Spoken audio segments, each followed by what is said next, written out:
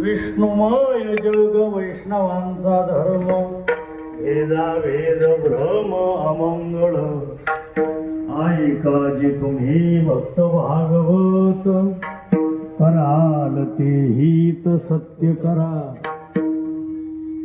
कोण्याही जीवाचा न घडो मत्सर, कोण्याही जीवाचा न घडो मत्सर, वर्मिक सर्वेश्वर पूजनाची, ऐकाजी तुम्ही भक्त भागवत, कराल ते हित सत्य करा.